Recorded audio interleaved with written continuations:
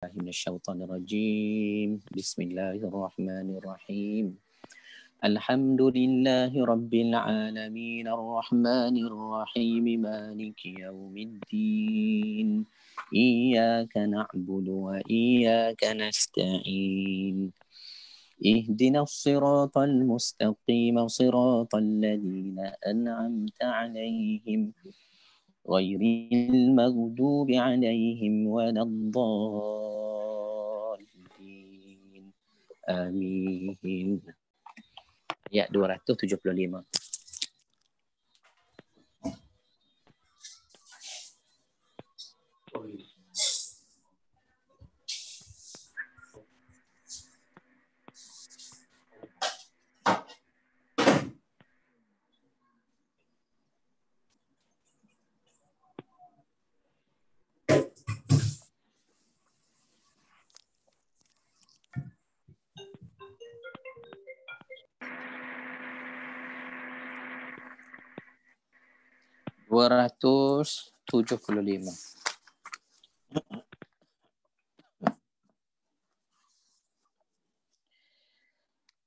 أعوذ بالله من الشيطان الرجيم. بسم الله الرحمن الرحيم. الذين يأكلون الربا لا يقومون إلا كما يقوم الذي يتخبطه الشيطان من المس. ذلك بأنهم قالوا إنما البيع مثل الربا وأحل الله البيع وحرم الربا فمن جاءه موعظة من ربه فانتهى فله ما سلف وأمره إلى الله ومن عاد فأولئك أصحاب النار هم فيها خالدون. يمحق الله الربا ويربي الصدقات والله لا يحب كل كفار أثيم. إن الذين آمنوا وعملوا الصالحات وأقاموا الصلاة وآتوا الزكاة لهم أجرهم عند ربهم ولا خوف عليهم ولا هم يحزنون. Ingat. Okey, kita sambung sikit lagi masih berkait riba. Ya ayyuhalladzina amanu taqullaha wa dharu ma baqiya minar riba in kuntum mu'minin. Fa in lam taf'alu fa'dhanu biharbin minallahi wa rasulih. Wa in tubtum falakum ru'usu amwalikum la tadhlimuna wa la tudhlamun. وإن كان ذو عسرة فنظرة إلى ميسرة وأن تصدقوا خير لكم إن كنتم تعلمون واتقوا يوما ترجعون فيه إلى الله ثم توفى كل نفس ما كسبت وهم لا يظلمون. Sadaqallahul azim. Ibu bapa sekalian, kita nak mula tadabbur ayat 275 suratul Baqarah kita ya. Maksudnya orang-orang yang makan riba. Alladzina ya'kuluna riba, orang yang makan riba. Allah buat perumpamaan. Jangan makan riba. Kalau makan, umpamanya la yaqumuna illa kama yaqumul ladzi yatakhabbathu syaitanu minal mas. Cuba tengok ayat Quran tu. Ya. Orang makan riba ni dia tak betul. Seumpama apa dia? Kalau berdiri dalam keadaan terhuyung hayang. Seperti orang masuk syaitan. Walaupun dia bangun, dia tak sedar. Walaupun dia baring, dia tak sedar. Walaupun dia bercakap, dia tak sedar. Hilang akalnya, hilang keinsanan, keizzahan manusia itu yang adanya Tuhan, insan bertuhan. Itu maksud dia. Jadi orang makan riba, Allah Ta'ala sebut seperti syaitan. Seperti syaitan kerana terkena penyakitnya. Ya, kerasukan ataupun hilang akalnya. Tu dia sebut gila tu. Keadaan mereka itu disebabkan mereka berpendapat. Apa dia? Wa ahallallahu qalu innamal bai'u mithlur riba. Dia kata sebenarnya jual beli ni dengan riba ni tak ada masalah. Sebabnya dia kira untung belaka. Kita jual, kita nak dapat harga.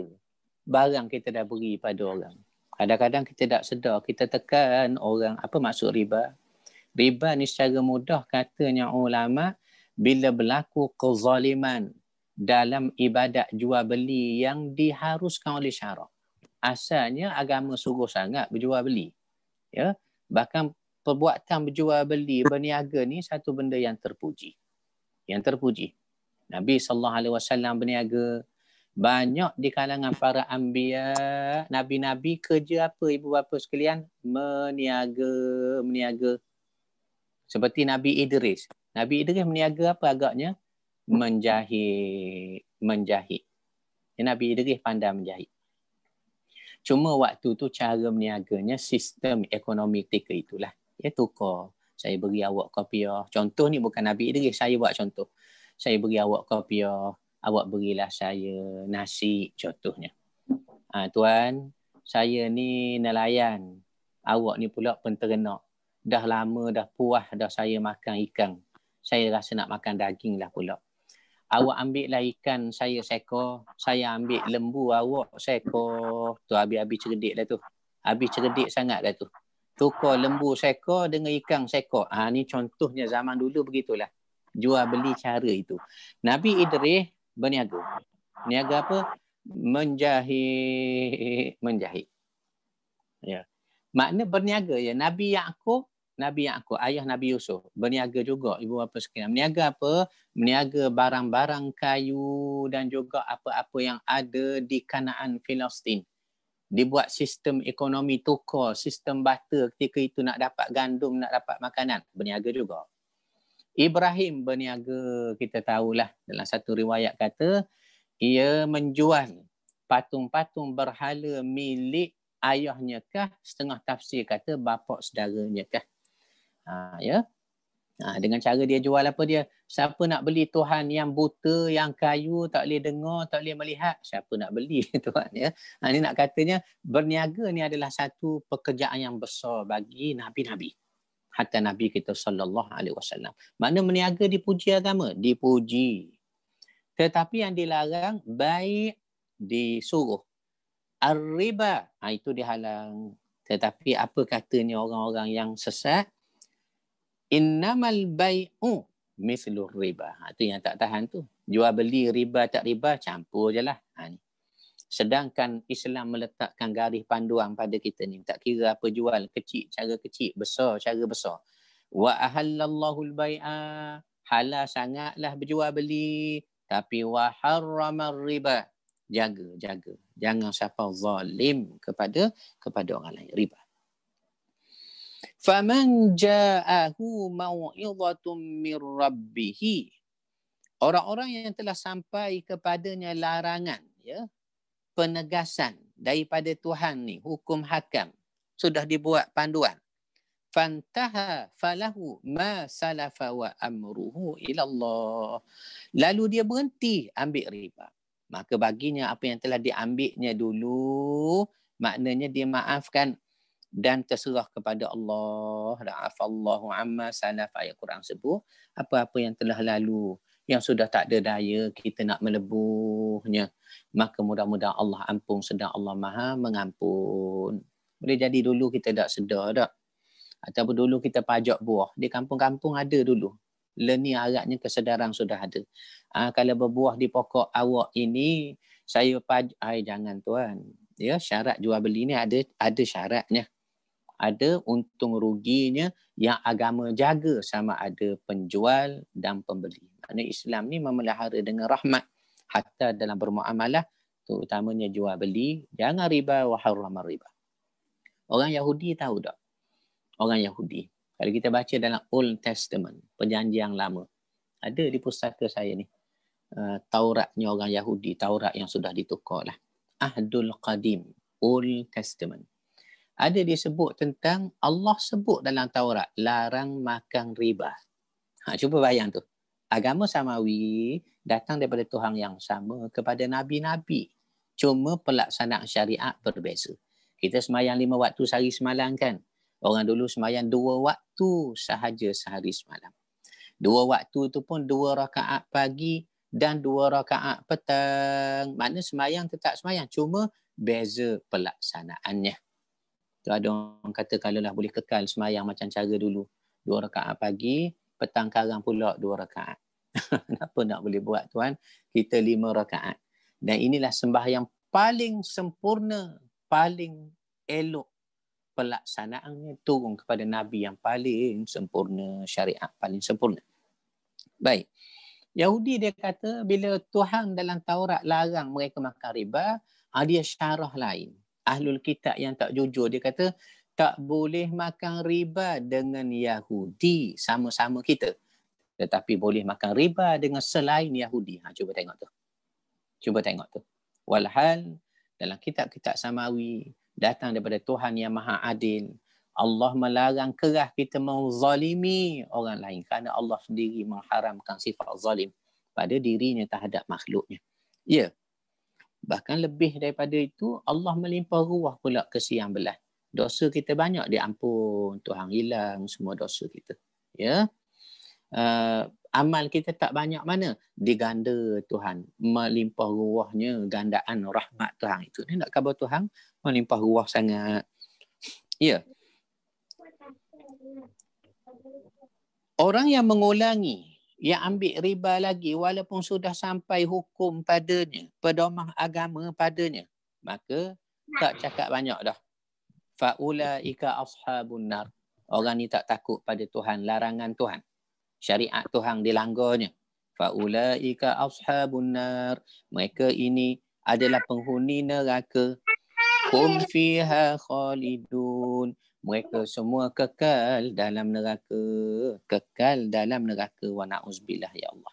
Mari kita baca huraian dia. Saya sedang gunakan kitab Tafsir Ibnu Katsir. Tafsir Ibnu Katsir.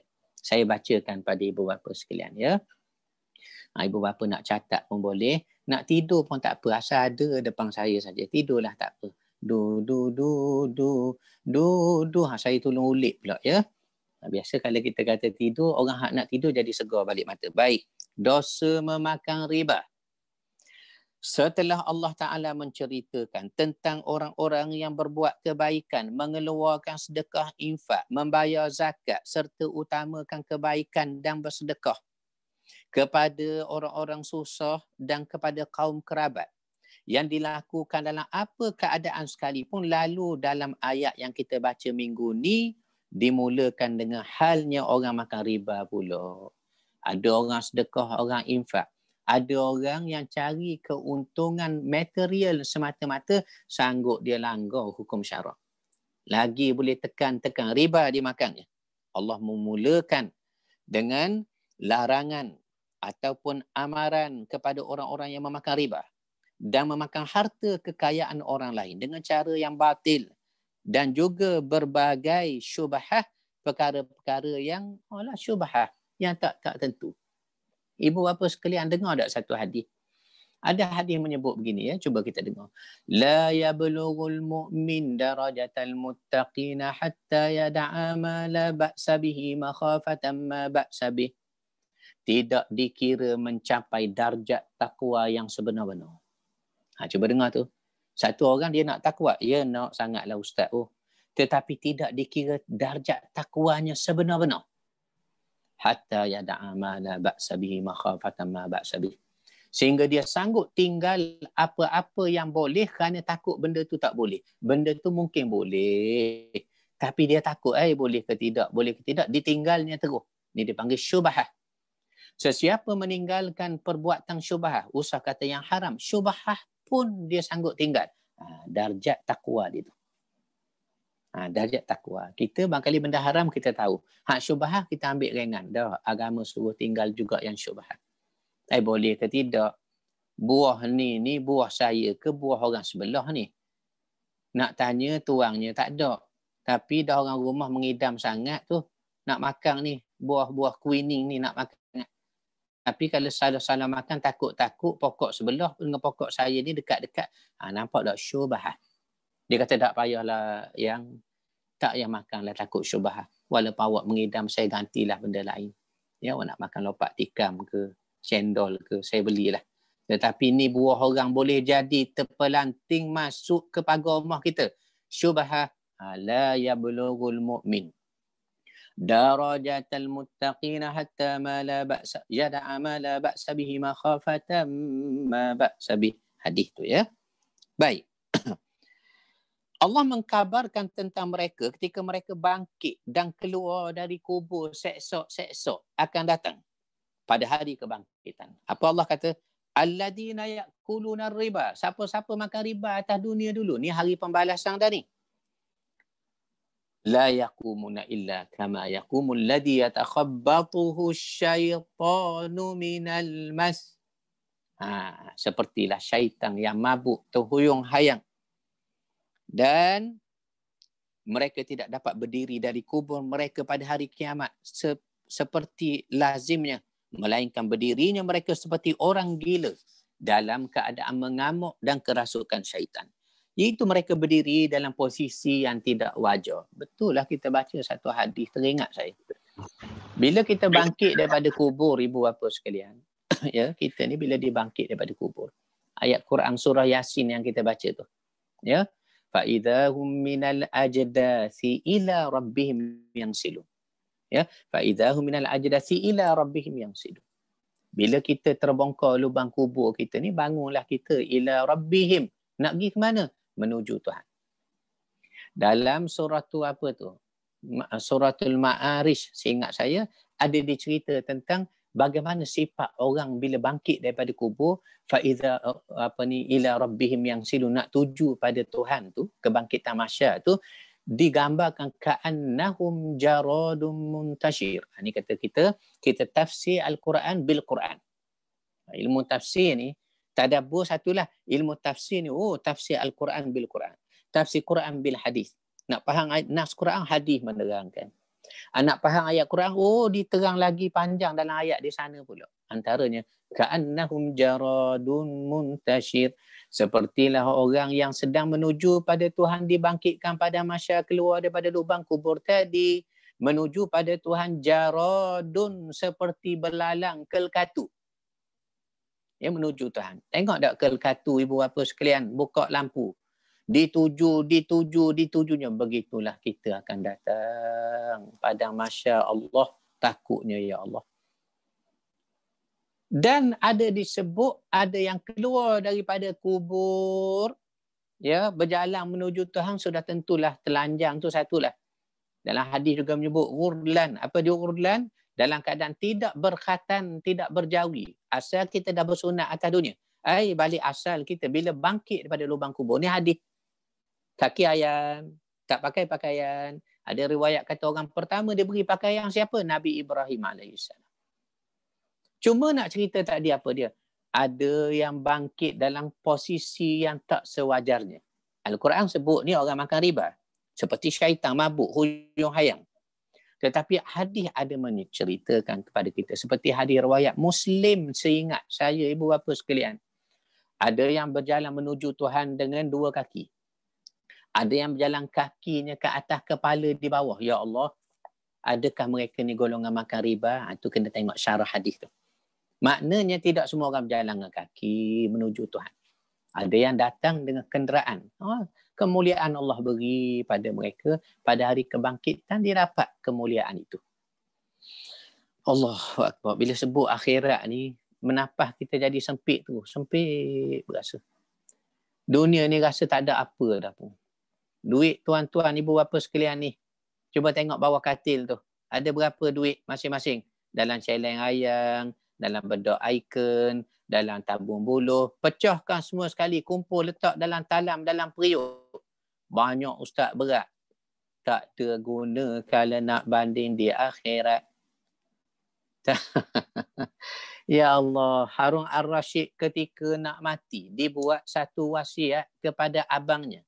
Abang Harun Ar-Rasyid ni katanya nama Bahlul. Yang kita panggil Bahlul, Bahlul korang tu, oh, rupanya nama Waliullah. Dia wasiat apa dia? Hendaklah kamu membuka sikit kain penutup jenazahku dan kulaikanlah tanganku di atas pengusun tu kulai. Kenapa? Supaya rakyat tahu. Oh, khalifah mati pun tak bawa harta, tangannya terkulai keluar daripada kain. Benda-benda begini hanya berguna kalau kita ingat sekarang.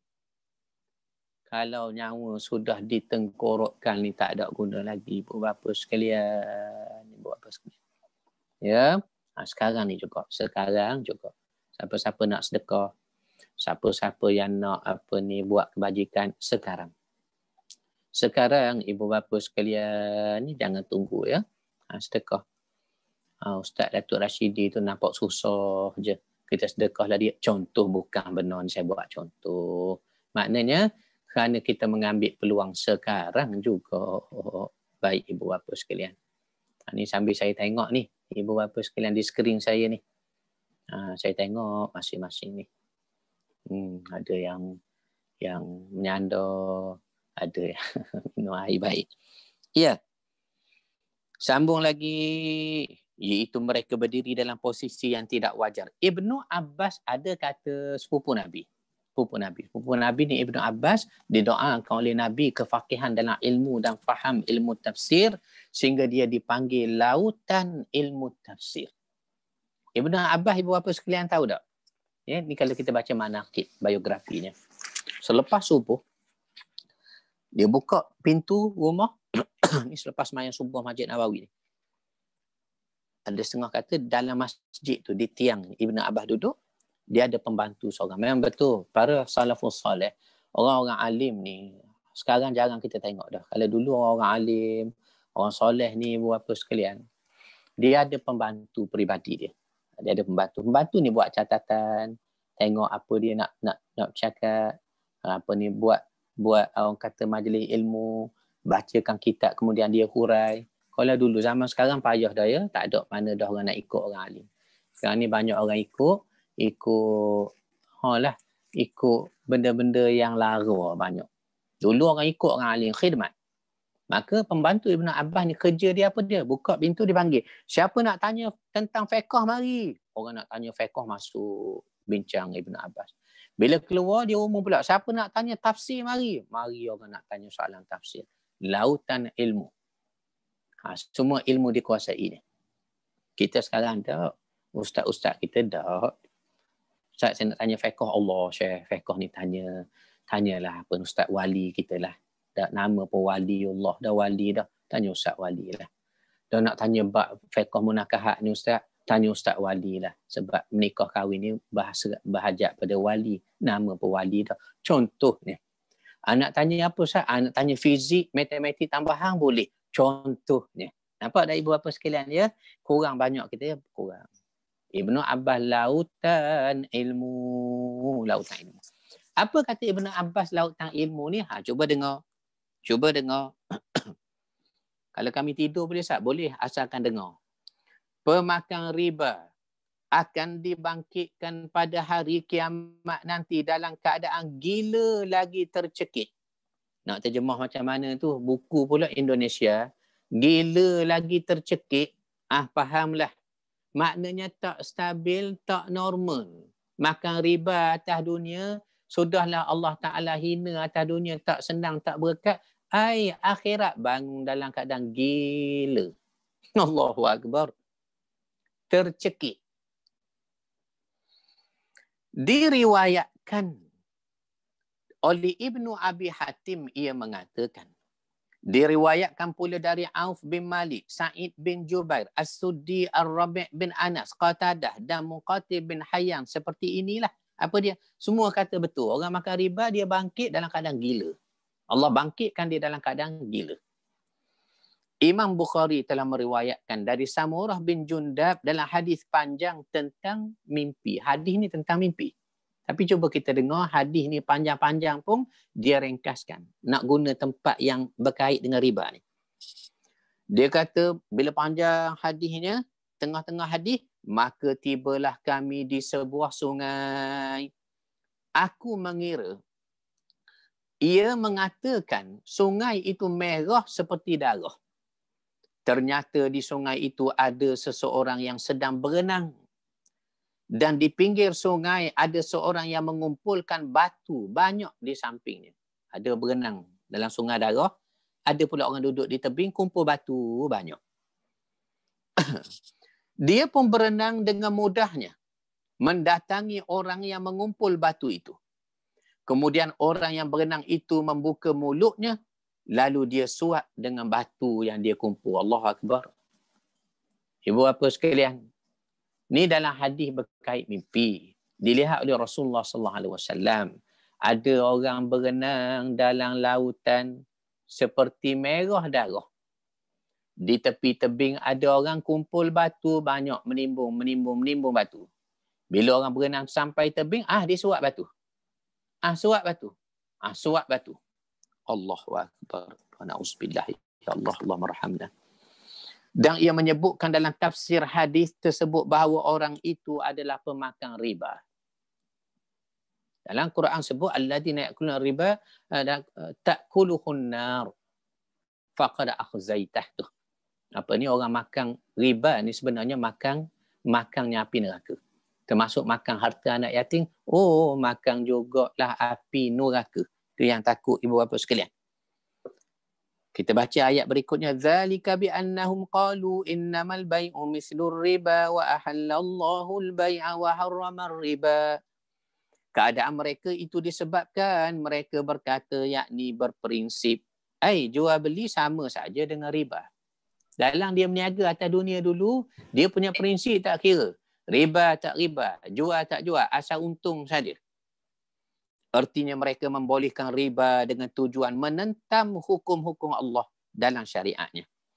Bukan kerana mereka mengkiaskan, membuat penafsiran riba dengan jual beli. Kerana orang-orang musyrik tidak pernah mengakui penetapan jual beli yang telah ditetapkan oleh Al-Quran. Seandainya ini termasuk dalam masalah qiyas, ni tak apa. Ni kita tinggal. Ni persoalan fiqh dibanding oleh ulama-ulama. Kita tengok ayat tu, wa ahallallahu al-bai'a wa harrama riba. Apa dikendaki daripada ayat ini? Allah menghalalkan jual beli. Jual beli. Saya ada nak jual ni, kurma ni contohnya. Awak belilah. Ya, Allah puji perbuatan berjual beli kerana ada akad, ada qabul, adanya pemuafakatan, adanya muamalah insan bersama insan, adanya kesian belah, adanya tuntutan amanah, adanya tanggungjawab membayar perkhidmatan ataupun apa-apa sahaja yang telah diterima. Makna jual beli sifatnya terpuji. Allah puji. Wa halallahu al-bai'a. Maka Allah halal. Wa harrama riba. Tetapi riba minta maaf. Haram. Mungkin merupakan bahagian daripada kesempurnaan sebagai penolakan atas mereka terhadap apa yang mereka katakan. Yakni mereka kata sama je riba dengannya jual beli. Sebab tu Allah sebut je lah. Wa ahalla, Allah halalkan. Wa harrama, Allah haramkan. Nampak ada ayat tu. Allah sebut je lah. Halal, kemudian haram. Wa ahallallahu al-bai', Allah halal jual beli. Wa harrama riba, Allah haramkan jual beli. Ini penegasan Allah sebut dengan jelas. Ya. Faman ja'ahu mau'izatun min rabbih fantaha falahu ma salafa wa amruhu ila Allah. Orang-orang yang telah sampai kepadanya larangan agama ni daripada Tuhan tu melalui nabi, tak boleh makan riba. Tetapi ada yang berhenti makan riba. Tetapi apa yang telah dia ambil dahulu mudah-mudahan Allah ampunkan padanya. Ya, kerana ia berhenti ketika syariat telah sampai, telah turun. Maka apa yang telah dibuatnya dahulu, Allah memaafkan apa yang telah lampau. Ayat Quran ada sebut, afallahu amma salaf. Kalau buka dalam suratul Maidah. Ayat berapa tu? Ayat 95. Afallahu amma salaf. Suratul Maidah ayat 95. Allah mengampunkan apa yang telah lalu sewaktu kamu masih dalam keadaan jahiliyah dulu. Bila turun dah hukum, kamu beriman, kamu taat pada hukum, apa yang telah lalu kamu buat, Allah maafkan. Soalnya bagaimana Allah nak maafkan? Kalau turun hukum pun kita masih lagi ikut hak dulu. Itu dia. Dan sebagaimana sabda Nabi SAW pada saat pembebasan Fatah Makkah, kota Mekah dibebas daripada kesyirikan. Nabi kata apa dia? Kullu riban fil jahiliyati mawdu'un tahta qadamayya hataini wa awwalu riban adha'u ribal Abbas. Ya, adha'u ribal Abbas. Setiap bentuk riba pada zaman jahiliyah dihapuskan di bawah kedua kakiku ini. Hari ini Mekah sudah bebas daripada kesyirikan. Telah bebas daripada semua undang-undang bukan undang-undang Tuhan. Termasuk riba yang kamu berjual beli. Mekah ni kan pusat jual beli bisnes. Termasuk Syam Syariah. Aku hapuskan riba di bawah tapak kakiku. Dan riba yang pertama kali aku letakkan, yang aku hapuskan adalah riba Al-Abbas. Riba Al-Abbas. Rasulullah tidak menyuruh mereka mengembalikan keuntungan yang mereka dapat pada zaman jahiliyah dahulu. Awak buat zalim, tak bagi keuntungan, tekan lagi orang. Walaupun zaman dulu, hantar balik tak. Rasulullah tak suruh. Ini nak katanya rahmatnya Allah yang sudah berlalu. Mudah-mudahan Allah ampun. Akan tetapi Allah telah memaafkan mereka atas apa yang telah lalu. Sebagaimana firman Allah, falahu ma salafa wa amruhu ila Allah. Ayat Quran kita tu, cuba tengok.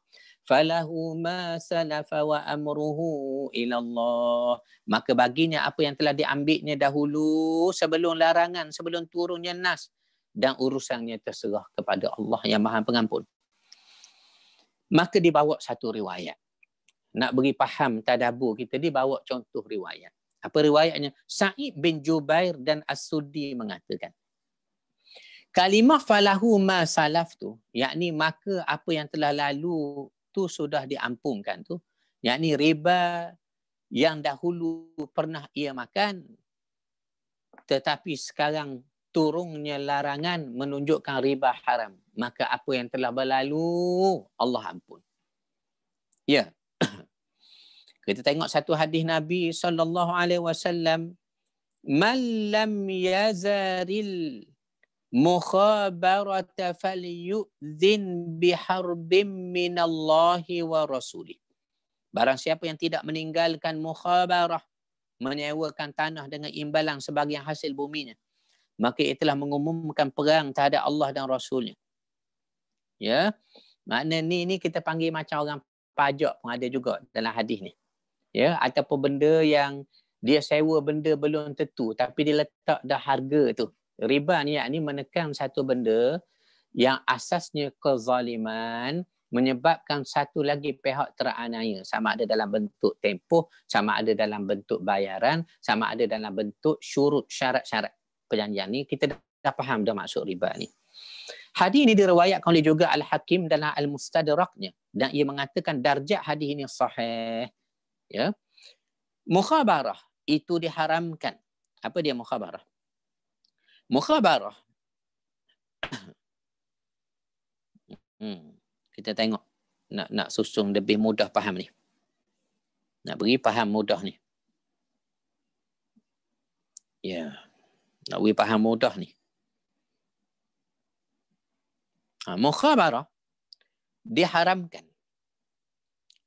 Menyewakan tanah dengan imbalan sebagai hasil buminya. Demikian pula muzabanah. Saya tengok.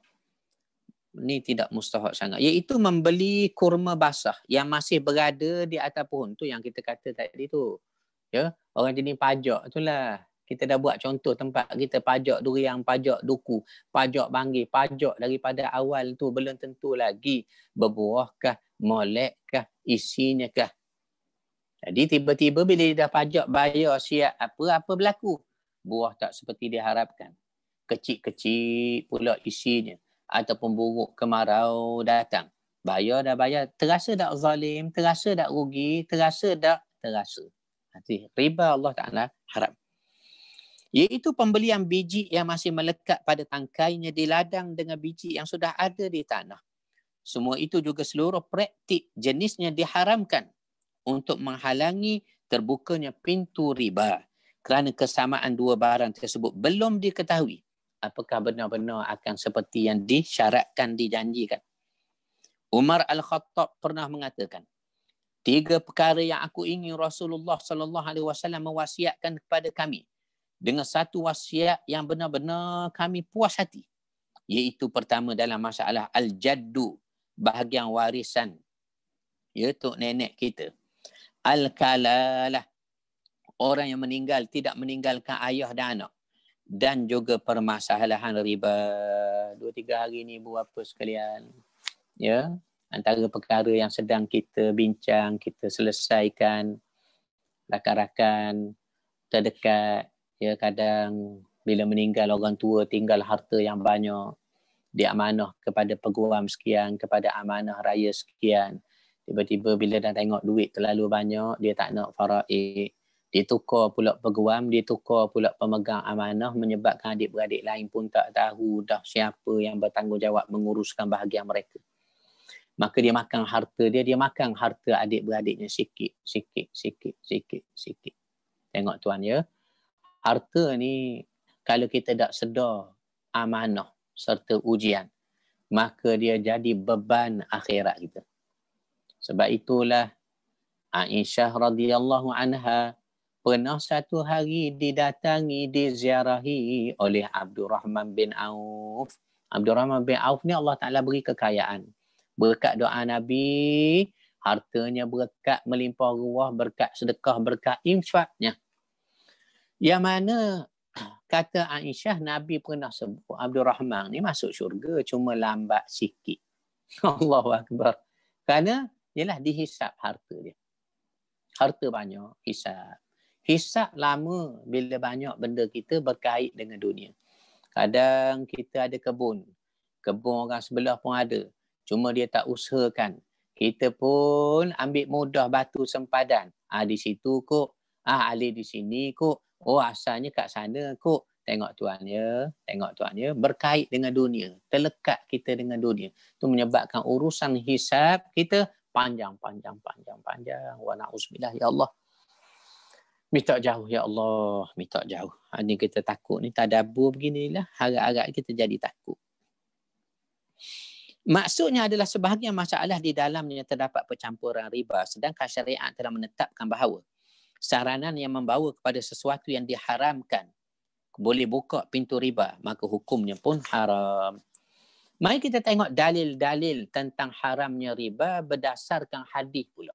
Tadi ayat Quran ibu bapa sekalian ya, hadis pun sebut juga, saya bacakan. An-Nu'man bin Bashir pernah berkata, aku dengar Rasulullah sallallahu alaihi wasallam bersabdalah kepada kami, innal halala bayyinun. Sesungguhnya benda halal itu jelas. Bila sebut nasi, jelas tak halal? Halal lah. Bila sebut babi, jelas tak haram? Haram lah. Innal halala bayyinun, kata Nabi. Yang halal jelas. Wa innal harama bayyinun. Yang haram pun jelas. Tak ada, ya kedak ni. Ya kedak, itu dipanggil syubhat. Haram jelas. Yang halal jelas. Di tengah-tengahnya syubhat. Ya ke tidak, ya ke tidak. Tu dia.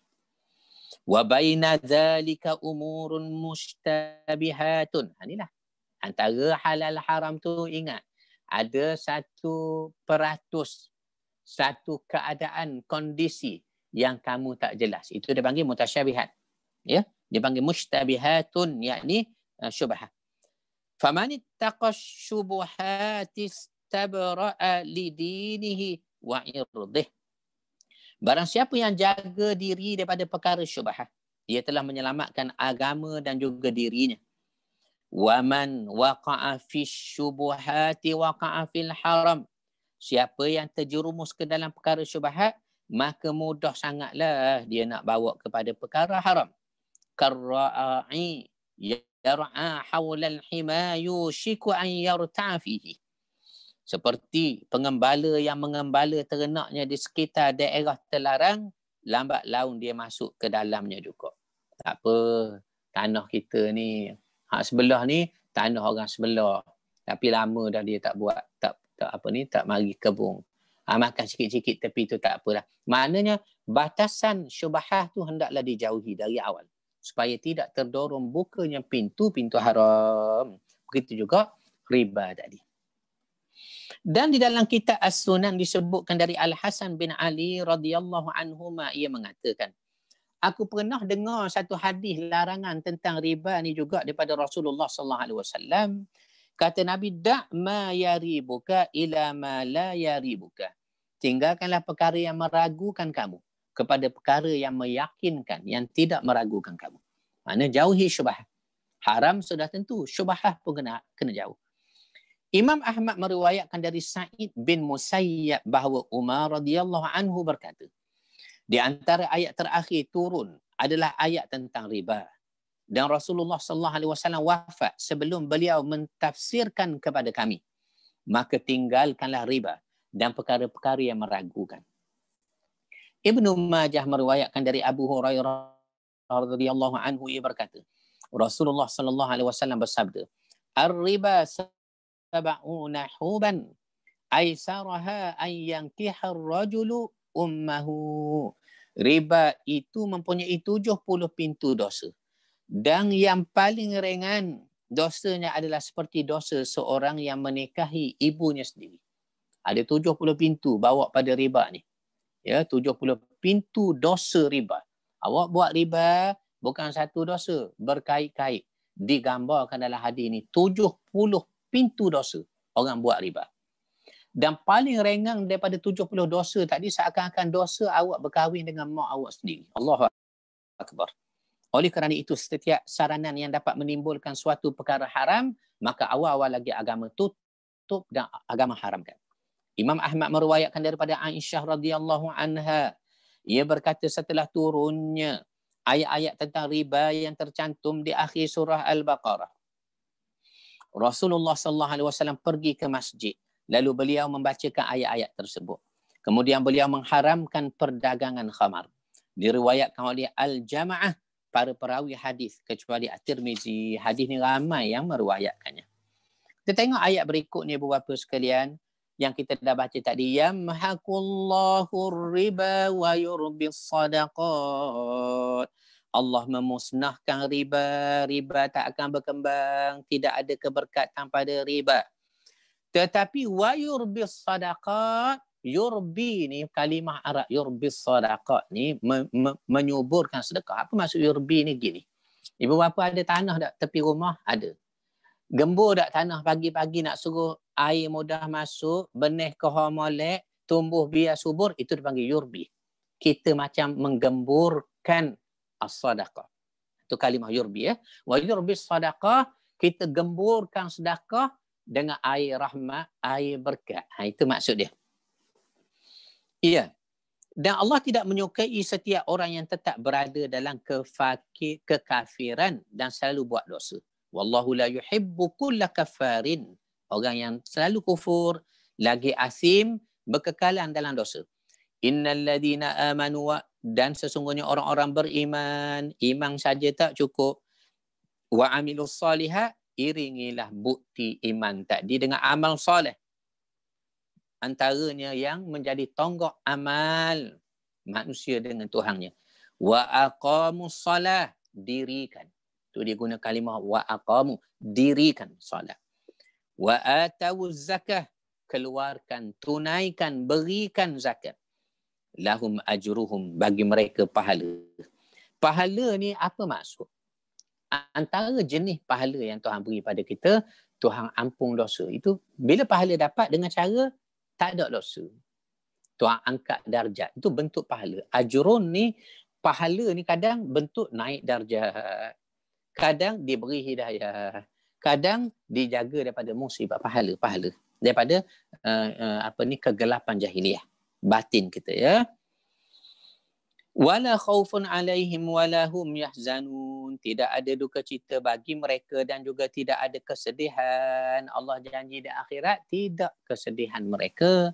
Sesiapa yang beramal soleh antaranya apa dia? Dia jaga daripada riba. Dia memperbanyakkan wajur bis sadaqat, infak pada Allah. Baik. Allah Ta'ala mengkhabarkan bahawa dia menghapuskan riba. Yamhaqullahu riba. Yamhaqullahu riba. Yakni Allah menghapuskan riba. Yamhaqullahu riba. Allah menghapuskan riba. Wa yurbis sadaqah. Allah mengembangbiakkan, menyuburkan sedekah. Baik menghilangkannya secara keseluruhan dari tangan pelakunya ataupun mengharamkan keberkatan hartanya sehingga dia tidak bisa mengambil manfaat darinya. Bahkan Allah melenyapkan hasil riba itu di dunia dan memberikan hukuman pada hari kiamat kelak kepada pelakunya. Sebagaimana dia berfirman, "Qul la yastawil khabithu wat tayyib walau a'jabaka kathratul khabith." Katakanlah tidak sama yang buruk dengan yang baik, meskipun banyaknya yang buruk itu menarik sangat kesukaan hatimu. Ya, kita suka pada harta. Apa boleh buat? Allah Ta'ala sebut dah. Zuyyina linnasi hubbus syahawat minan nisa. Dihias akan setiap batin manusia tu, ya. Keinginan, keseronokan dalam hati nisa wanita. Nisa wal banin anak-anak. Cuba bayang, kalau bercerai-berai wa na'uzubillah, awak ambillah rumah, ambillah tanah, ambillah kereta, anak beri pada saya, nampak tak? Wal banin, orang nak anak. Orang sayang. Zuyyina linnasi hubbus syahawat minan nisa, wanita-wanita, wal banin, anak-anak, wal qanatiril muqantarati minadh dhahabi wal fiddah. Ingat ada ayat dalam surah Ali Imran tu. Iaitulah dihiaskan kamu suka kepada perak, kepada emas, kepada tunggangan-tunggangan. Kalau zaman sekarang kenderaan-kenderaan lah. Baik. Ya. Apa disebut lagi? Allah melaknat orang Yahudi. Ya, kerana apa? Kerana mereka hatta mengambil lemak dalam ternakan, mereka cairkan lalu jual. Allah bayang tuan, dia tak nak rugi sikit pun. Patut benda dalam binatang ada kena buang, tak boleh guna. Dia guna semua sekali, hatta dileburkan, ditukar supaya jadi duit juga. Ini dipanggil riba, dia tipu orang lain. Allah laknat. Bahkan Allah melenyapkan hasil riba di dunia lagi. Dan memberi hukuman pada hari kiamat kepada pemakan riba. Sebagaimana firman Allah, "Qul la yastawil khabithu wat tayyib walau a'jabaka kathratul khabith." Tidak sama yang buruk dengan yang baik. Meskipun banyaknya yang buruk itu menarik perasaan sukamu.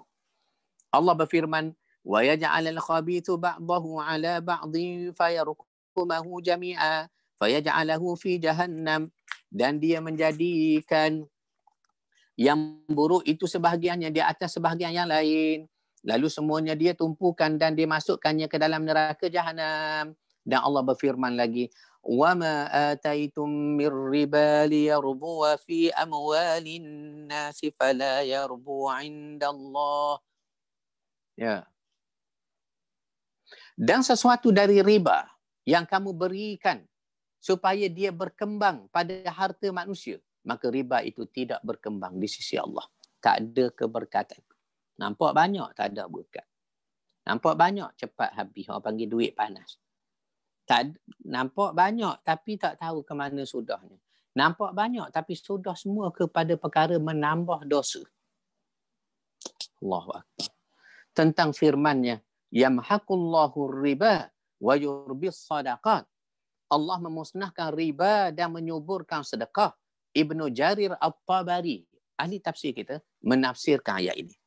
Ayat ini kata dia sama dengan hadis yang diriwayatkan oleh Abdullah bin Mas'ud. Yang mana Nabi pernah bersabda, "Ar-riba wa in kathura fa inna aqibatahu tasiru ila kullin."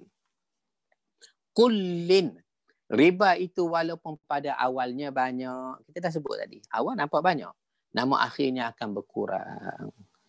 Hilang harta riba, yang kekal dosa. Itu dia. Sesungguhnya Allah Ta'ala menyuburkan sedekah sebagaimana seorang daripada kamu membesarkan kuda. Ni ahli tafsir dia bawa riwayat. Tengok ya bagaimana sedekah kita subur, besar, tinggi. Cuba tengok riwayat ni. Imam Bukhari meriwayatkan dari Abu Hurairah radhiyallahu anhu, ia berkata, Nabi kita pernah sabda. Apa kata Nabi? Man tasaddaqa bi'adlin tamratin min kasbin tayyibin wala yaqbalu Allahu illa at-tayyibah fa inna Allah yataqabbaluha bi yaminihi thumma yurabbiha li sahibihi. Tu tengok tu. Thumma yurabbiha li sahibihi kama yurabbi ahadukum faluwahu hatta takuna mislal jabal.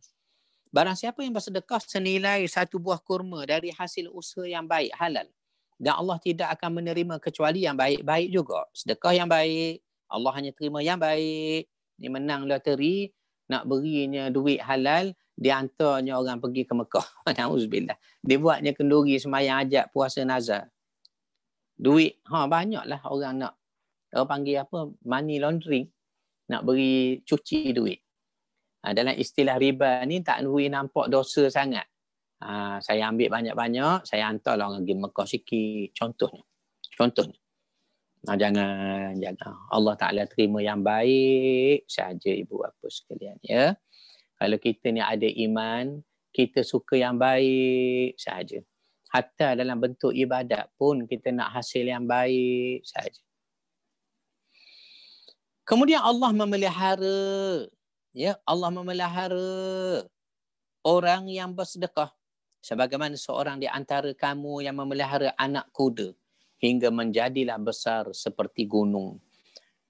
Orang kafir dimurkai di sisi Allah. Bila Allah sebut wallahu la yuhibbu kulla kaffarin asim, Allah tidak suka setiap orang yang berada dalam kekafiran dan selalu buat dosa. Artinya Allah benci orang yang hatinya selalu engkar kepada arahan Allah. Selalu melakukan dosa, baik dengan ucapan maupun perbuatan. Penyebutan sifat di atas mesti ada dalam mengakhiri ayat ini. Kerana seseorang yang melakukan riba itu pada hakikatnya tidak mahu menerima yang halal, yang telah ditentukan oleh Allah baginya, dan tidak pernah merasa cukup dengan usaha yang halal tersebut.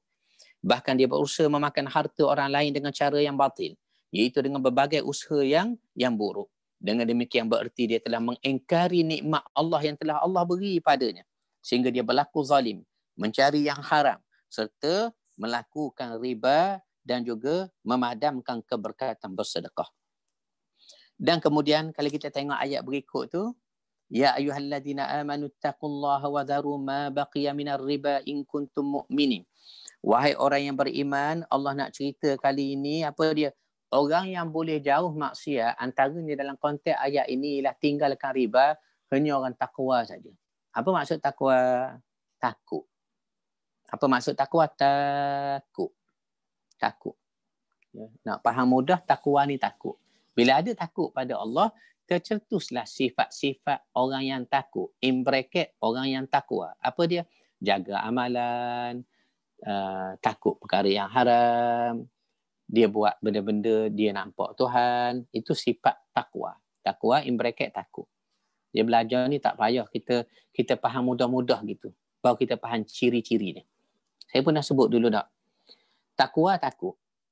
Kalau takabur, saya pernah tanya dulu jemaah kita, takabur apa maksudnya? Ni nak belajar mudah. Nak belajar tinggi-tinggi saya tak faham. Saya pun jahil, saya tak pandai. Takabur apa maksud dia? Tak takut ke kubur. Kan mudah belajar gitu. Takabur. Maksud dia tak takut ke kubur. Mudah. Yakni kubur pintu kamu bertemu dengan Allah. Pintu alam akhirat. Kamu tak takut masuk kubur punya. Sebab itu atas dunia dulu kamu takabur. Sekarang kamu sudah masuk dalam tanah. Apa maksud tahajud? Terkejut. Mudah belajar pagi ni Ustaz. Takabur tak takut ke kubur. Terkejut. Tahajud maksud terkejut. Apa maksud terkejut? Dia terkejut tengah malam, bangun dia solat. Bangun dia beramal. Mudah belajar gitu ya. Mudah. Tulis catat tuan-tuan. Takabur tak takut kubur. Tahajud ialah terkejut. Mudah belajar gitu. dan saling dalam WhatsApp panjang kepada orang lain. Boleh kejai ditangkap saya, dia kata ajar orang pelik sangat Ustaz Datuk. Ni nak faham mudah cara saya orang kampung, cara saya orang kampung yang tak mengaji tinggi ni. Baik. Tahajud takabur. Ya. Wahai orang-orang yang beriman, takwalah kamu pada Allah, wa dharu ma baqiya minar riba. Kenapa dikaitkan dengan riba dan takwa? Sebab hanya orang ada takut pada Allah meninggalkan riba. Sebab riba ni pada material, pada zahirnya nampak banyak, nampak untung. Manusia pula secaranya syahwatnya suka kepada harta. Maknanya kita nak kena mujahadah tu. Mujahadah hanyalah berkesan bila ada takwa tu. Takwa tu.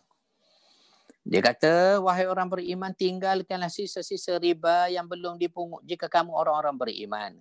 Maka jika kamu tidak mengerjakan, ketahuilah bahawa Allah dan Rasulnya akan memerangi kamu. Fa'danu biharbin minallahi wa rasuli. Wa in tubtum falakum ru'usu amwalikum la tazlimuna wa la tuzlamun. Jika kamu bertaubat dari mengambil riba, kamu tinggalkan pengambilan riba, maka bagi kamu pokok asal pada modal hartamu tadi, kamu boleh ambil. Dan jika orang yang berhutang itu berada dalam kesukaran, tiba-tiba kamu beri hutang kepada orang, dzu usratin fanadhiratun ila maisarah, dia dalam keadaan tak boleh nak bayar, PKP ni, berilah tangguh. Ya, fanadhiratun ila maisarah, beri kemudahan, tak apalah tuan, dia kata saya pun tak musuh sangat, ada sikit bayar sikit, tapi bayar tetap bayar. Saya berilah tempoh 3 bulan lagi ke. Tapi dalam 3 bulan bayar juga sikit-sikit. Fanadhiratun ila maisarah. Orang beri hutang dapat pahala. Orang beri penangguhan hutang kepada orang sempit, fanadhiratun ila maisarah, kata Allah, sehingga waktu dia lapang pun dia dapat pahala lagi.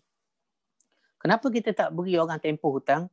Usah kata nak beri tempoh hutang, nak beri orang hutang pun kita tak beri. Sebab apa? Sebab kita tak nampak pahala tu macam mana. Kalau kita boleh nampak pahala tu macam bentuk duit 50, 100, 20 riyal. Ramailah orang beri hutang. Tak bayarlah ustaz, saya halalkan. Sebab dia dah nampak dah. Besar lagi. Lebih molek lagi. Lebih besar lagi balasan Allah padanya. Di tempat yang kekal di akhirat. Di tempat yang kekal di akhirat. Itu dia buat apa sekalian ya. Dan bersedekah sebahagian atau semua hutang itu bagi orang tak boleh nak bayar dah. Wa antasaddaqu khairul lakum. Kalau kamu tengok memang tak boleh nak bayar dah. Tunggu pun sakit hati contohnya lah. Tak apalah, saya sedekah lah. Kita mudah-mudahan hidup berkatlah di akhirat. Tengok. Wa antasaddaqu khairul lakum, lebih baik. Macam mana nak dapat yang lebih baik? Kalau sedekah pun, kalau hutang pun kita tak nak beri. Hutang tak nak beri. Bagaimana nak beri orang tempoh bayar hutang? Kalau berhutang pun kita tak beri. Bagaimana nak dapat khairul lakum, lebih baik? Kalau kita pun payah nak beri hutang pada orang. Tetapi ada orang tanya saya, Ustaz, kita nak beri hutang macam mana begini? Setiap orang nak beri hutang pada orang ni berbeza kondisi. Berbeza kita sendiri, berbeza dengan orang minta hutang. Orang nak berhutang. Kalau kita rasa dengan beri hutang ni hati kita duk dak boleh tidur malam, molek-molek boleh semayang kosyok, jadi teringat semua pitih nak beri korang, tak payah berilah. Mudah gitu. Tetapi andai kata kita nak beri, kita yakin dah dia ni boleh bayar ke tak boleh tak bayar. Ni kita panggil syarat kedua bagi orang pemiutang, orang yang nak minta hutang. Anggar dia tak boleh bayar, kita beri juga, kita jadi serabut, tak payah berilah. Tapi anggar dia tak boleh bayar, kita beri juga dengan harapan, tak apalah, dah Allah Ta'ala sebut, khairul lakum, antasaddaqu khairul lakum, aku dapat pula pahala di situ. Berilah. Tapi tuan-tuan, nak beri hutang ni, masing-masing tahulah qadar diri masing-masing. Ya, qadar diri masing-masing. Macam saya, tak tahulah, kalau tuan-tuan mari, Ustaz, saya nak pinjam sekejap, rumah ustaz ni 3 hari, ustaz tidurlah di masjid manakah, berat sangat ni. Tengok juga orang mari berhutang tu macam mana sifatnya. Sebab itu ada syarat dibahas, syarah hurai kepada bab pemberi hutang dan juga orang yang berhutang. Orang beri hutang ada ciri-ciri dan ada sifat yang mesti dia jaga. Orang yang berhutang lagilah ada amanah dan sifat-sifat yang dia mesti tunaikan. Lepas tu bila orang kata hutang, minggu depan saya bayarlah. Tak sedap hati kita. Kalau minggu depan bayar, takkan tak boleh tunggu 2-3 hari lagi. Jadi ada ayat gini, Ustaz, saya bayar sikit-sikit. Boleh. Ustaz, walaupun perjanjian 2 tahun, tetapi sekian terpulang tuan-tuan. Ya. Kalau kita nak, khairul lakum tu. Wa antasaddaku khairul lakum. Orang dah sempit, kita beri masa, tak dapat dia lunas hutang. Agama letak satu kata panduan. Kalau kamu sedekah kepadanya, khairul lakum, lebih baik bagi kamu. Maknanya, saya hak baca ayat ni kata, nak sedekah macam manalah. Walaupun Quran kata lebih baik. Sebab jiwa saya ni tak takwa lagi. Orang yang sudah takwa, tak apalah Syekh. Biarlah, adalah tu. Ada satu orang, wanita umur 68 tahun. Suami dah meninggal. Buat perniagaan kecil-kecilan sehingga maju sekarang. Dia pernah menderma kepada satu orang sebanyak 400,000. Bila saya dengar kisahnya, saya tanya, Puan, waktu Puan nak sedekah 400,000 ni, duit ni pula hasil jualan tanah Puan. Puan tak rasa ke hati, lah 400,000, kalau 400 boleh tahan. Tu pun 400 kita tak tidur, tak makan dah seminggu. Buat apalah beri 400 orang, patut beri 40 sen je. Contohnya, ni 400,000 hasil jualan tanahnya. Dia kata, Ustaz, saya fikir akhirat saja. Biarlah, ni pun Allah beri. Nak boleh sampai perkataan macam dia ni penuh keyakinan tu, menggambarkan jiwa dia tu. Takwa. Buat apa sekalian ya? Wattaqu yawman turja'una fihi ila Allah. Ayat 281 ni ada pandangan ulama. Kata ayat terakhir turun. Kita biasa dengar, al-yawma akmaltu lakum dinakum wa atmamtu alaikum ni'mati wa raditu lakumul islam madina. Ada kata ayat terakhir. Ada pandangan ulama kata ini ayat terakhir. Wattaqu, dan takwalah yawman turja'una fihi ila Allah. Hari kamu semua, saya dan ibu bapa sekalian ni, balik menghadap Allah. Berapa ramai dah sahabat-sahabat kita ya sudah pulang ke rahmatullah, negeri yang kekal abadi. Tok Imam Syed, ya, tuan guru kita, Dr. Wahab kita, rahimahumullah ta'ala, ya Allah, orang soleh, orang baik. Imam Cepaat kita, jemaah ahli Korea kita banyak mana dah tuan. Dulu semayang dalam sah sebelah kita, sekarang sudah meninggal. Ni perumahan saya, belakang rumah. Di Cempaka ni sepanjang saya duduk lebih kurang bermula 2008 saya duduk. Penduduk paling awal saya lah, 0001 saya. Sebab rumah saya ni show house. Dah siap dah. Saya mula-mula duduk. Waktu itu berteman dengan anjing-anjing dan tikus-tikus saja. Jadi sepatutnya di Cempaka ni saya penghulunya. Contohnya, contoh. Tuan-tuan, berapa ramai dah mati sini? Ramai. Belakang rumah meninggal. Muda lagi Abang Man. Meninggal 30-an. Kemudian meninggal pula seorang lagi. Ya, pak cik tua dah duduk dengan anak di sini. Meninggal pula ayahandanya sahabat jemaah kita di lorong sana. Meninggal pula hak depan sikit daripada rumahnya.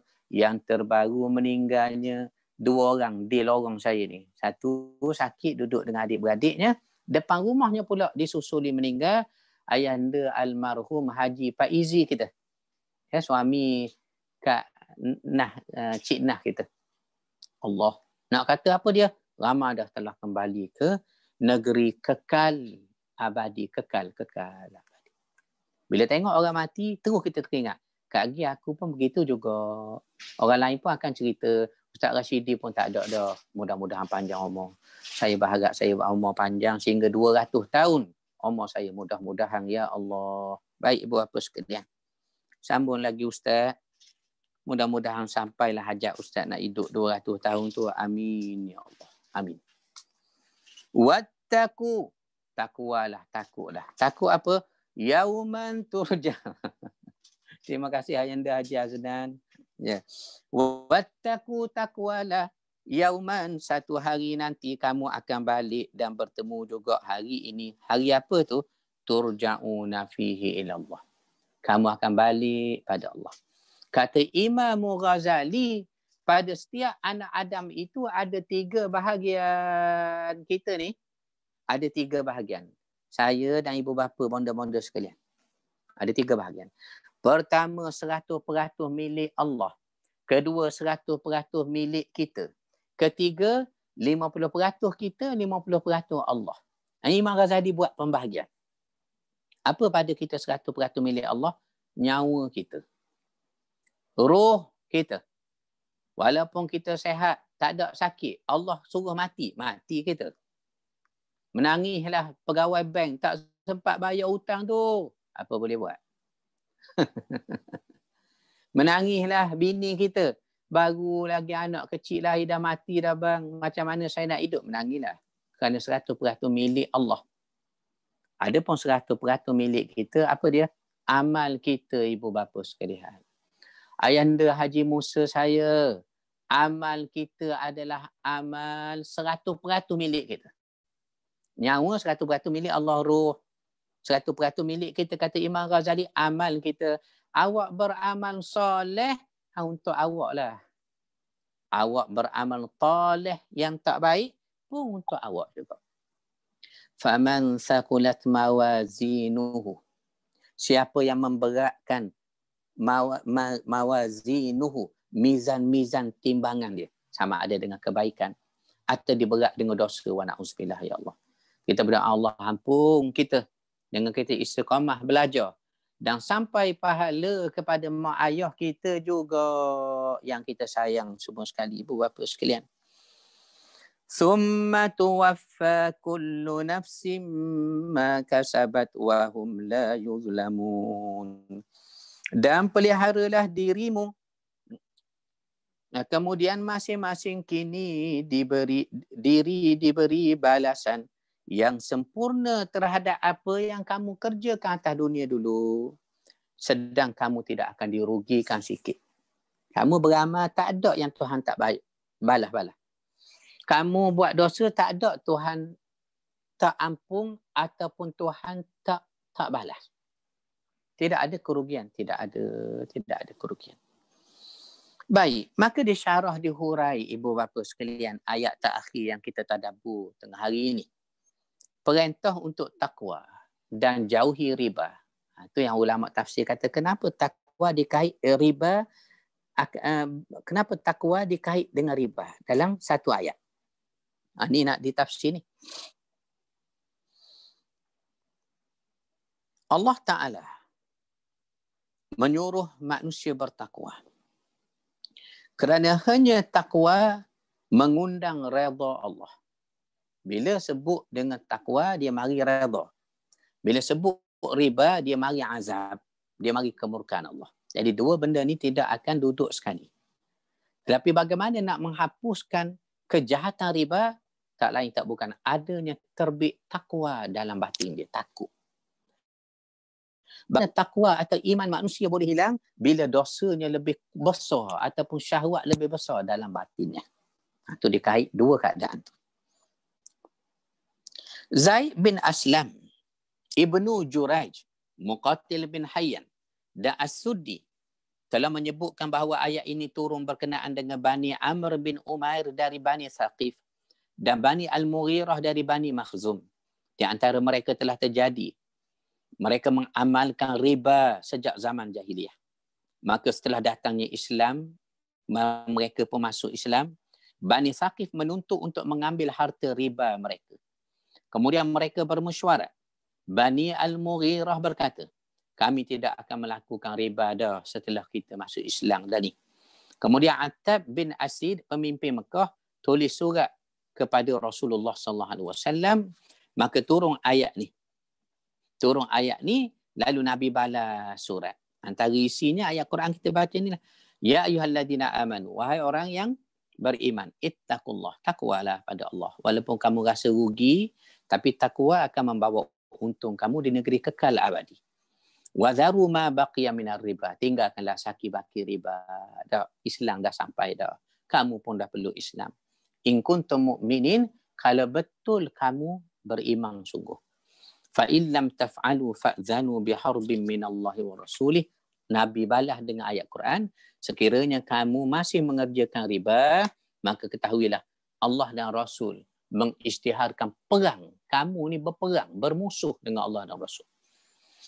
Ayat ini adalah peringatan keras dan ancaman yang pasti bagi orang yang masih tetap melakukan riba setelah adanya nas Al-Quran melarangnya. Ibnu Jurai meriwayatkan Ibnu Abbas berkata, fa'zanu biharbin minallahi wa rasulih. Ketahuilah bahawa Allah dan Rasulnya memerangi kamu. Maksud dia ialah yakinlah Allah dan Rasul benar-benar berperang, memutuskan rahmat dengan kamu, bermusuh. Diriwayatkan pula darinya ia berkata, pada hari kiamat kelak akan dikatakan kepada orang makan riba, ambillah senjata kamu, mari berperang dengan kami. Diriwayat kata begitu. Ali bin Abi Talhah meriwayatkan daripada Ibnu Abbas tentang ayat fa in lam taf'alu fa'zanu biharbin minallahi wa rasulih. Maka jika kamu tidak mengerjakan, yakni tinggalkan riba, maka ketahuilah Allah dan Rasul memerangi kamu. Maksudnya ialah Allah dan Rasul benar-benar memutuskan hubungan kerahmatan, kasih sayang kepada kamu, melainkan kamu menjadi musuhnya Allah. Jadi musuh Allah tu. Cuba dengar perkataan tu. Kemudian Allah berfirman, wa in tubtum falakum ru'usu amwalikum la tadhlimun. Jika kamu bertaubat dari pengambilan riba, maka bagimu pokok hartamu, modalmu, kamu boleh ambil, tetapi tidak mengambil saki-baki riba yang masih ada. Ibnu Abi Hatim meriwayatkan daripada Amr bin Ahwash, ia berkata Nabi berkhutbah pada hari haji perpisahan, haji wada. Antara isi khutbah Nabi dengar ala inna kulla riban kana fil jahiliyati mawdu'un ankum kulluhu lakum ru'usu amwalikum la tadhlimuna wa la tulamun. Wa awwalu riban mawdu'in ribal Abbas bin Abdul Muttalib mawdu'un kulluhu. Sesungguhnya riba pada zaman jahiliyah dahulu telah dihapuskan. Kalian berhak mengambil pokok harta kalian dalam perniagaan tadi. Tidak ada yang merugikan, tidak ada yang dirugikan. Dan riba pertama kali dihapuskan adalah riba Al-Abbas bin Abdul Muttalib. Seluruh ribanya telah dihapuskan.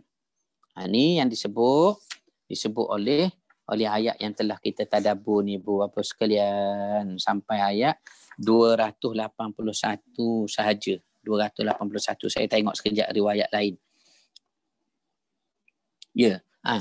Huraian. Ada disebut tadi, ingat tak tentang tentang wa antasaddaqu khairul lakum. Ni diriwayatkan daripada Imam Ahmad tentang huraian. Orang dia tinggal riba bagus. Waktu yang sama dia beri hutang pada orang, ia dapat pahala. Fa in kana fa nadhiratun ila maisarah. Dia beri pula tempoh hutang, orang tersepit tak boleh nak bayar pada waktu yang telah dijanjikan. Dia masih lapang dada. Allah masih lagi beri dia keberkatan di atas amalnya itu, memberi kemudahan bagi orang dalam kesukaran. Kemudian ada disebut Imam Ahmad. Ini syarah huraian. Meriwayatkan dari Sulaiman bin Buraidah dari ayahnya, ia berkata, aku mendengar Nabi SAW bersabda, man anzara mu'siran falahu bikulli yaumin mithluhu sadaqatun. Barang siapa menangguhkan hutang, tempoh hutang orang yang sedang sulit, maka setiap hari dia tangguh. Contoh, patut dia bayar minggu depan. Kita kata bulan depan. Minggu depan nak 7 bulan depan adalah 20 hari contoh 20 hari lah contohnya. Setiap hari dalam 20 hari, hari nak cukup 20 hari. Seakan-akan dia bersedekah sejumlah hutangnya. Kalau dia beri hutang 100,000, patut minggu depan bayar. Dia kata tak apalah, lagi 20 hari. 20 hari kali 100,000. Berapa? 2 juta. Seakan dia derma setiap hari. Ni, kulla yaum, setiap hari 100,000. Esok 100,000. Mengikut jumlah hutangnya. Dalam tempoh dia tangguh tu, pahalanya. Allahu Akbar. Inilah bila kita baca hadis-hadis begini, tenteram hati kita tu. Memang pitih tu kita ingat semua. pitih kita sampai berzikir kita. Pitih kita, pitih punya ingat ke pitih orang tak bayar. Tetapi bila mari hadis seperti ini, walaupun awak dia tak bayar lagi, awak sanggup pula beri tempoh 20 hari. Hutang dia dengan awak berapa? 100,000 Ustaz. Hadis sebut seakan-akan 20 hari itu kali 100,000. Setiap kali kamu beri tempoh, seakan-akan kamu menderma, bersedekah, berinfak, jumlah hutangmu padanya 100,000 dah hari ni. Beri tangguh lagi esok, 100,000 pula aku sedekah hari ni. 2 juta kali 20 hari. Hadis-hadis gini menyebabkan kita tentera mati. Tentera mati. Kadang yang tak tahannya orang hak berhutang tu. Dia tolong baca pula hadis ni kepada kita hak beri hutang. Nak suruh kita tenteram, dia pun tenteram juga. Ni yang lemah tu. Saya ingat dulu saya pernah buat pinjaman bank Islam dululah. Masa baru-baru kerja. Nak baikilah rumah orang-orang tua saya di kampung tu, nak baiki sikit atapnya, zinknya. Maka saya pun buat pinjaman 18,000 waktu tu banyak lah. Cara saya orang susah ni banyak 18,000 tu nak baiki rumah orang kampung. Rumah orang tua saya di kampung. Takdir Allah saya buat pinjaman. Tak sampai tempoh setahun, duit saya ada pula 18,000. Saya pun nak bayar. Nak bayar sekaligus lah. Rupanya bank ni ada tempoh-tempoh juga. Kalau bayar bawah pada sekian-sekian, jadi dia tak sedang sempat lah dapat untung dia ke. Ni, saya buat surat, ibu bapa sekalian, saya buat surat. Suratnya apa dia? Saya buat mari hadis riwayat Imam Bukhari. Hutang hendaklah dibayar walaupun tidak dituntut. Saya nak bayar hutang. Saya buat surat benar nak bayar. Kerana apa? Kerana belum cukup tempoh matang dia. Akhirnya, kerana kita nak bayar. Itulah bank mudahkan juga. Itu nak kata sejarah tuan dia, orang berhutang buat surat memohon nak bayar. Biasa orang lari bayar hutang. Buat pinjaman marah lari. Umum dan surat khabar. Alamat terakhir Ustaz Rashidi ialah belakang Masjid Hasanah. Kita yang baca surat khabar, kita suka je. Ini alamat lama dah. Aku dah duduk London dah sekarang. Tak pandai dia orang cari ni. Dia rasa dia tipu orang, dia cerdik. Walhal dia tipu orang. Kedua, dia memudaratkan orang. Ketiga, dia lari dari hutang. Kata Nabi SAW, sesiapa berhutang dengan niat tak nak bayar hutang, matinya sebagai pencuri. Jangan main berhutang. Tapi awal lagi pasang dah, sahaja aku berhutang dengan niat tak nak bayar hutang. Mati dia sebagai mencuri. Kata Nabi SAW. La haula lana wala quwata illa billah. Takutnya ya Allah ya. Takut ibu bapa sekalian ya. Ya, Ayanda Haji Haznan, perkara ketiga tadi ya, perkara ketiga. Saya kata tadi Imam Ghazali kata dalam diri kita ni ada 3 benda. Pertama, pada diri kita 100% milik Allah, iaitulah ruh atau nyawa. Kedua, pada diri kita juga 100% milik kita, iaitulah amal kita. Kita beramal, itu milik kita. Ketiga, yang kita pakat dengan Allah tu, separuh seorang lah kita kata dah. Apa dia? Kita berdoa, Allah kabulkan. Kita minta, Allah yang beri. Itu kita berpakat.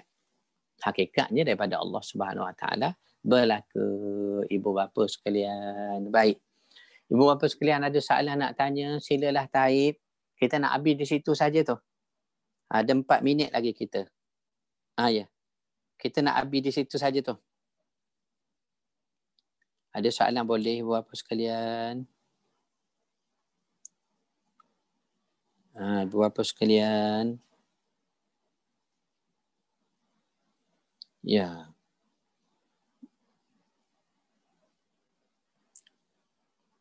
Ya. Yanda. Saya tengok ya. Kat mana kita nak tengok kita punya. Kat mana kita nak tengok kita punya.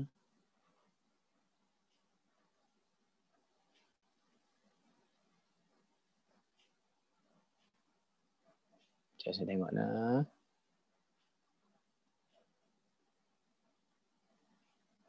Alhamdulillah.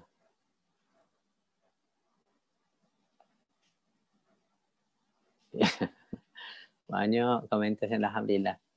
Ya betul. 100% milik Allah nyawa kita. Ya, ruh kita. 100% milik kita amal kita betul. Amal baik atau jahat. Semua kita. Dan yang ketiga ialah kita berdoa, Allah kabulkan. Ya, kita berdoa, Allah kabulkan. Baik. Orang yang berhutang dan berniat tidak mahu bayar, maka matinya sebagai pencuri. Betul. Ini ada hadis Nabi SAW ni. Ustaz, tanyanya Kak Ina Haslina kita. Kalau orang berhutang tu buat-buat lupa nak bayar macam mana Ustaz? Ya, orang tu dia berhutang, dia buat-buat lupa. Maknanya dia ingat, dia cuma buat-buat lupa. Dia matinya sebagai pencuri. Kerana dia sudah ada niat tak nak bayar. Maka cara dia tak nak bayar, dibuatnya lupa. Kita kadang-kadang kita ingat hutang. Kita ada niat nak bayar. Cuma kita kena khabar Tuhan, Allah berat sangat saya sekarang ni. Niaga tak berapa nak maju macam dululah. Ya, unta-unta padang pasir pun payah nak survive hidup sekarang. Ni kan pula saya, contohnya. Jadi nak khabarnya bila kita bincang dengan orang, situlah baru nampak teluh dia ni nak bayar hutang cuma tak ada kemampuan. Dah apa yang boleh saya tolong? Boleh tak tolong panjangkan tempoh saya berhutang? Maka kita pun panjangkan. Faham hadis, dengar hadis tadi. Maka hadis khabar kita pada kita apa dia? Pertama, Allah Ta'ala berilah pahala kepada kita orang yang memudahkan orang lain. Fanadhiratun ila maisarah. Keduanya juga, apa dia ibu bapa sekalian? Keduanya juga ialah apabila kita memberi lapang bagi orang nak bayar hutang, setiap hari yang kita beri kepada mereka, maka dianggap sebagai kita bersedekah dengan jumlah yang kita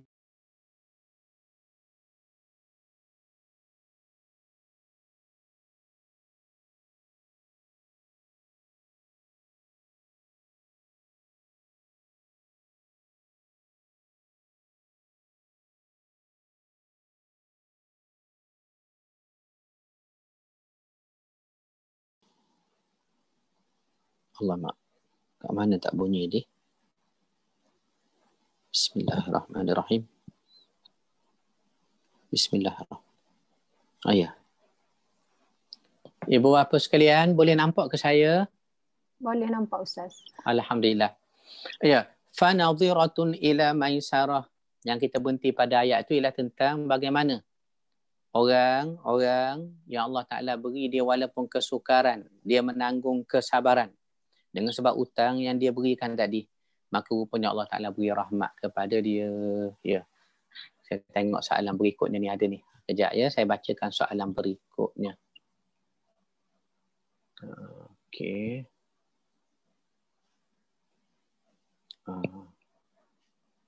Mana ni?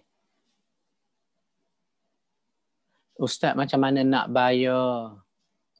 Macam mana nak bayar kalau pernah berhutang dengan syarikat jualan dah bertahun-tahun yang lalu? Tu kita katakan setakat kita catat, setakat kita ingat hutang kita bayar setakat kita ingat. Setakat kita ingat ni pula, ulama kata jangan ingat supaya jadi ringan, supaya kita lebih kepada bayaran tu. Lebih. Kalau berhutang RM10, kita rasa 20 kok, biar lebih. Sebab apa? Sebab kita ni bukan beri pinjam, kita berhutang. Bila hutang, biar lebih. Situ bukti kita betul-betul nak bayar. Tapi kalau kita tak ingat dah, lama dah kita kerja, maka setakat kita ingat. Keduanya pula, Ustaz, saya nak bayar hutang satu orang. Tiba-tiba, dah mati dah orang beri hutang. Tak tahu pindah ke mana. Anak cucu dia pun saya tak tahu. Macam mana? Boleh tak saya sedekah masjid? Dia gini. Pertamanya kita kena war-war dulu. Kena cari dulu. Ulama letaklah tempoh tu. Lebih kurang dalam setahun. Ada pandangan lagi kata sampai 2 tahun. Cari dulu, cari sungguh. Sahih dah tak ada. Tengok dalam Instagram tak ada. Cari begini tak ada. Di JPN, kawan kita ada JPN minta lah family tree. Takut jumpa pak saudara dia ke anak dia kat mana, hubungi. Ayah saya meninggal dah. Bayar hutang. Saya ingat mertua saya tuan-tuan sampai sekarang. Kita menumpang duduk di satu tanah. Tanah ni daripada zaman orang dulu. Jadi kita bayar sewa je. RM10 setahun. Tuan bayang. RM10 setahun zaman dulu. Tetapi tidak pernah kita tak bayar, Alhamdulillah. Kadang-kadang saya ambil duit, pergi bayar. Tuangnya di Pontian, Johor. Mertua saya di Pulau Pinang.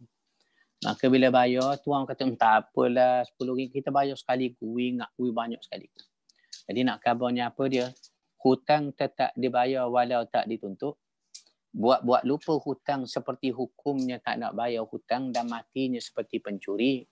Memberi lapang bagi orang yang berhutang dalam kesempitan syaratnya, maka orang ini dikira bersedekah dengan qada hutang yang dia beri tempoh tadi setiap hari yang dia beri tempoh sehinggalah pembayaran hutang itu dilaksanakan. Jadi, kalau tanya soalan di sini ibu bapa sekalian, hutang ni berat sangat. Sebab apa?